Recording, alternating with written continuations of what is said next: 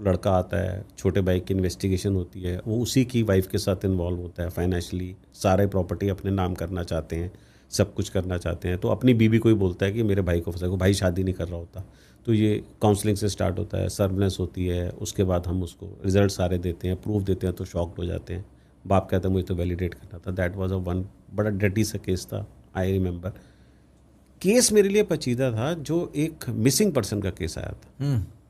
1978 में एक बंदा जाता है घर से, 2010 में मेरे पास केस आता है। आज मैं 2025 की बात कर रहा हूँ, वो मैं केस भूल नहीं सकता कभी भी।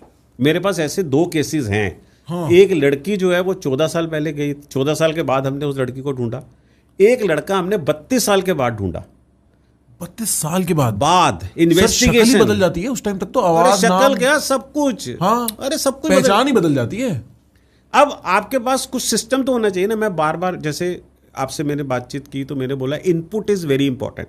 जो आप लोग क्लाइंट हमको देगा जिसके बेस पे हमें काम करना है, सक्सेस रेशो 1% भी नहीं है इस केस के अंदर। सक्सेस रेशो 1% भी नहीं है, 0.000000, थक जाओ तो 1 लगा दो।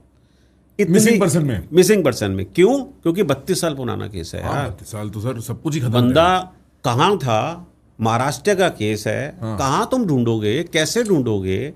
ठीक है कि नहीं? वो हमारे पास ओवरसीज से केस आता है, उसके नाम पे बहुत प्रॉपर्टीज हैं, सब कुछ है, and everything been over there. वहाँ के कोर्ट से हमारे पास केस आता है, जो हम केस को करते हैं। हाँ। राइट।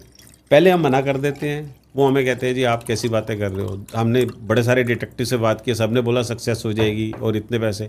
आप तो इतने ज़्यादा पैसे मांग रहे हो और आप बोल रहे हो सक्सेस है ही नहीं 1% भी। हाँ। मैंने कहा नहीं है।